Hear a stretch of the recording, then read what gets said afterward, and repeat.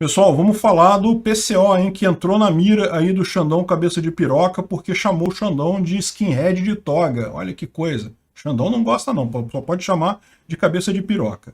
Essa notícia foi sugerida por Thiago Souza, Gustavo Fonseca e mais um monte de gente. Obrigado aí ao pessoal que sugeriu a notícia. Obrigado a você que está assistindo o nosso vídeo. Se você gosta do nosso conteúdo, por favor, deixe o seu like e se inscreva aqui no canal, né?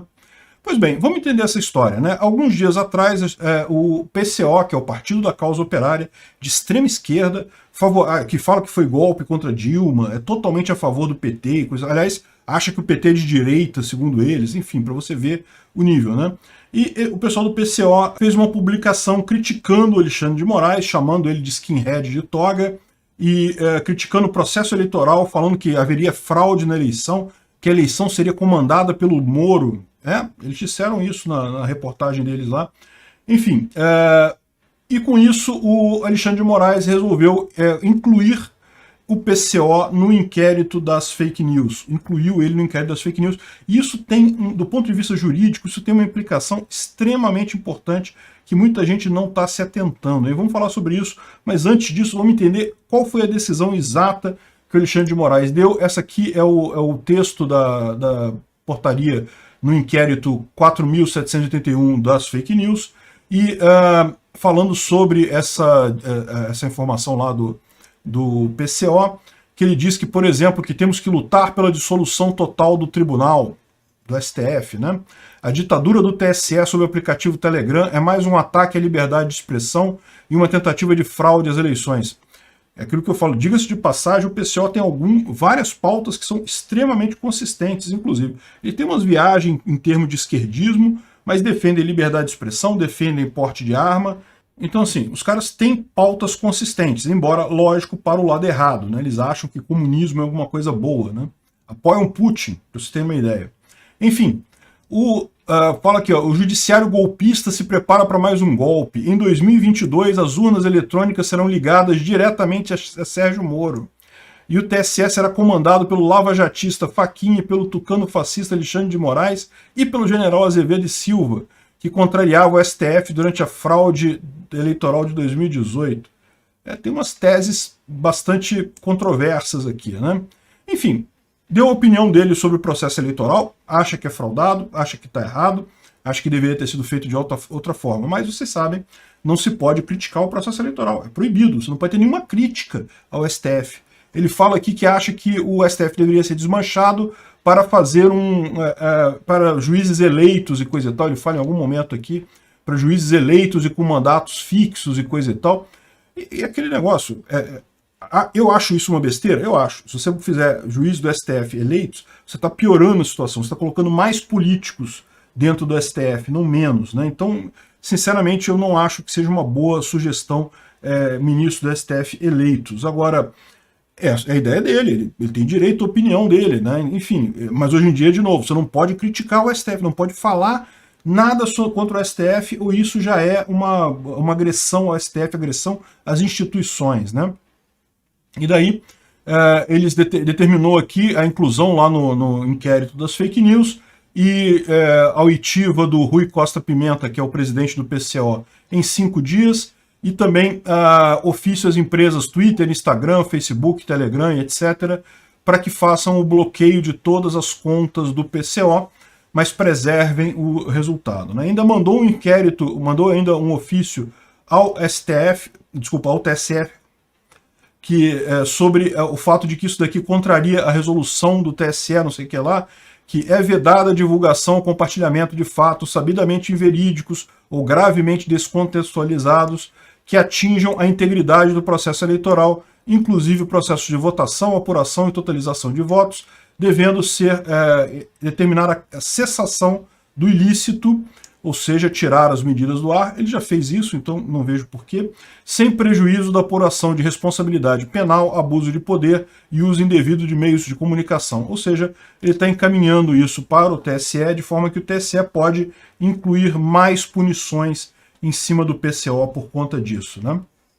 Então, Muita gente está falando assim, ah não, o STF está fazendo isso para acabar com a crítica que hoje, que eles só fazem isso com partidos de direita, não fazem isso com partidos de esquerda, agora ele está fazendo com os dois lados e coisa e tal.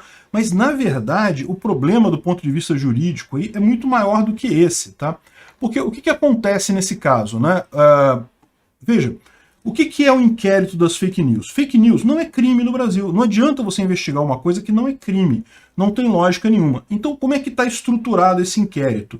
A ideia é que existe uma organização responsável por disparar fake news, o tal do gabinete do ódio, entre aspas, aí. Então, é isso que eles estão investigando, que existe uma grande organização de pessoas querendo fazer divulgar fake news, derrubar as instituições da República e coisa e tal. Então esse é o propósito do inquérito das fake news, né? Não é a fake news em si, porque fake news não é crime. Eles não poderiam fazer isso. Tem um projeto para criminalizar fake news no Congresso. Mesmo esse projeto não passou ainda. Então não tem como fazer isso. O que eles estão investigando é justamente essa suposta organização criminosa. Agora, para pensar. Você dizer que um monte de apoiador de Bolsonaro fez uma grande organização e coisa e tal para criticar o STF, é uma coisa que até possível. Eu acho que não é isso, eu já falei para vocês, é muito mais espontânea a coisa, aliás, eu vou voltar nesse ponto mais adiante. A coisa é espontânea, são pessoas com o mesmo interesse, não é uma grande organização em que uma pessoa manda na outra e que tem papéis definidos, não é assim que funciona, é simplesmente um grupo de pessoas que tem um interesse comum, que tem uma crítica comum ao STF, mas pelo menos você tem alguma lógica imaginar que existe essa organização dentro dos apoiadores de Bolsonaro para tentar atacar o STF. E era isso que o inquérito das fake news investigava. Agora, o PCO não teria nenhuma ligação, não tem sentido nenhum. Olha até o tipo de crítica que o PCO faz. Não tem nada a ver com as críticas que são feitas pelos bolsonaristas ao TSE, a questão das urnas e coisa e tal. É totalmente um outro nível de crítica. O PCO não tem nenhuma ligação com o bolsonarismo, com pessoas ligadas a Bolsonaro, são mundos diferentes. Então, isso simplesmente mata a própria premissa do inquérito das fake news, porque não faz sentido ter uma grande organização espalhando fake news por aí. Não faz sentido isso, né? Uma vez que você está vendo duas coisas que são totalmente independentes. E aí você chega na situação que fica cada vez mais claro aquilo que eu já falei aqui sobre esse inquérito. Esse inquérito é um inquérito ditatorial, é um inquérito inquisitorial, é um inquérito que foi feito para nunca ir para a fase processual. O Alexandre de Moraes sabe que jamais ele vai ter evidências suficientes para fazer uma denúncia, para o Ministério Público oferecer uma denúncia nesse caso. Ele sabe que esse inquérito é natimorto, ele não tem alternativa nenhuma. Mas ele foi criado e ele é mantido como inquérito para quê? Para ficar usando medidas cautelares para punir as pessoas. É exatamente o que fazia o DOI-CODE, o que fazia a política mais repressiva da época de chumbo, dos anos de chumbo aqui no Brasil. A ditadura militar fazia exatamente isso, abria inquérito contra você e ficava punindo você com medidas cautelares. Medida cautelar não é para ser punição, medida cautelar é só para evitar que a pessoa continue no crime, ou que a pessoa cometa mais crime, ou que a pessoa esconda provas, ou que a pessoa fuja do país. Então, assim, para evitar esse tipo de coisa que você tem a medida cautelar. Evitar que a pessoa venda os imóveis para não ter dinheiro e pagar a indenização, enfim. Para isso que servem as medidas cautelares. Só que você acaba podendo usar elas para punição, né?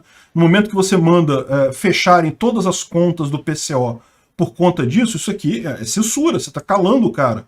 Né? Você pode falar assim, ah não, então derruba, se isso aqui, ele está considerando isso daqui como algo, um insulto, né? uma agressão, coisa, então ele poderia determinar a derrubada dessas mensagens, isso faria sentido. Agora, proibir simplesmente o cara de falar é outra coisa totalmente diferente. Ele não tem como saber o que o cara vai falar no futuro, né? Então, ou seja, isso daqui é punição. Eles estão punindo o PCO nessa história aqui. E mostra mais uma vez isso, que esse inquérito das fake news não tem nenhuma substância, não tem nenhum propósito jurídico, é totalmente ilegal, é totalmente inconstitucional. Ele está sendo usado exclusivamente para punir pessoas aleatoriamente. Qualquer pessoa que desagradou por algum motivo o Alexandre de Moraes, eles vão lá e punem a pessoa usando medidas cautelares aqui. É um absurdo completo isso.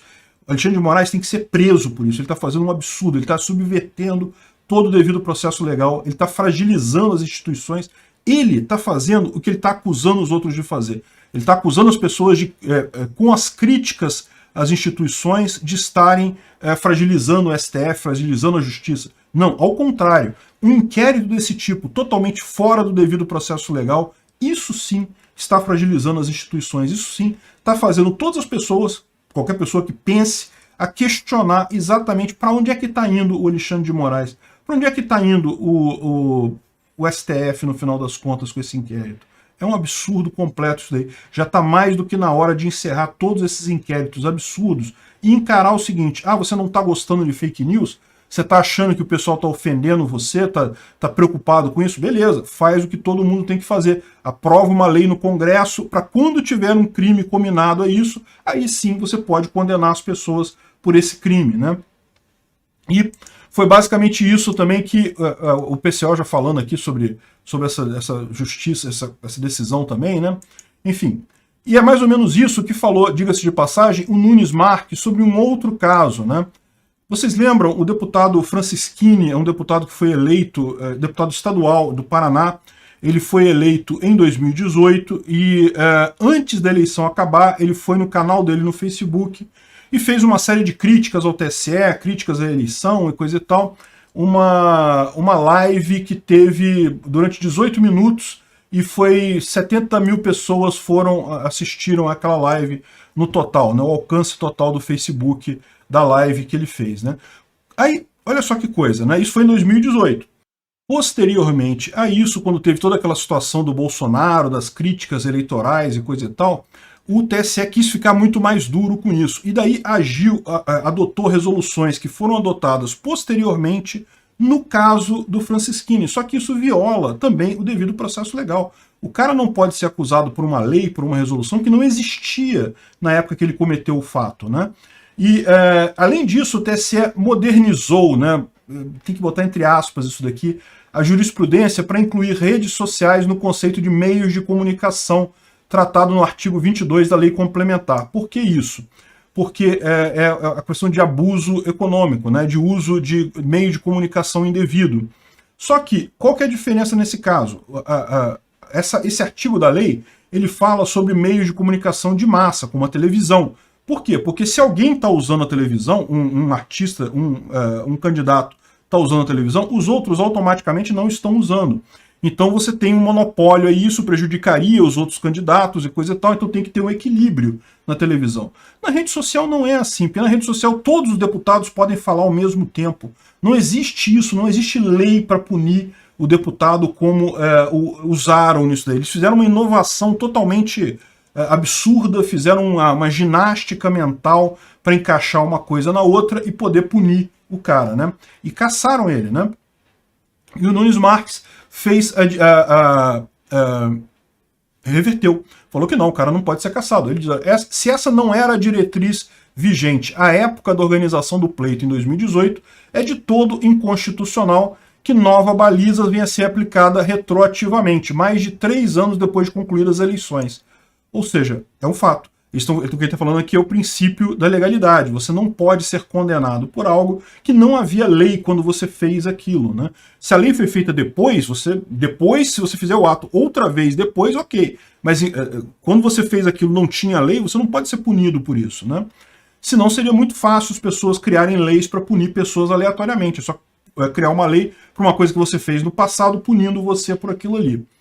Então, e ele fala também sobre a questão de meios de comunicação, o que é altamente questionado, porque, como eu falei, né, a internet não é excludente. Se a Rede Globo está falando do candidato A, o candidato B não está sendo falado na Rede Globo. Não tem como os dois falarem ao mesmo tempo. Na internet não, na internet pode ter 300 mil lives de 300 mil candidatos ao mesmo tempo, no mesmo momento falando e não tem problema nenhum.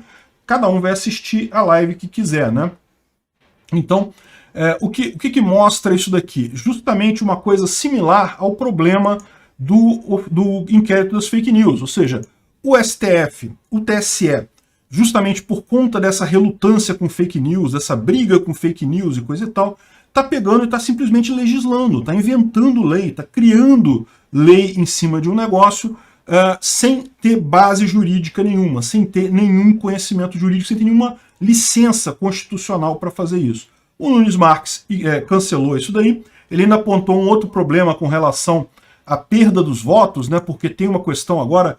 Lembra, quando você vota no Brasil, você vota ao mesmo tempo no candidato e no partido.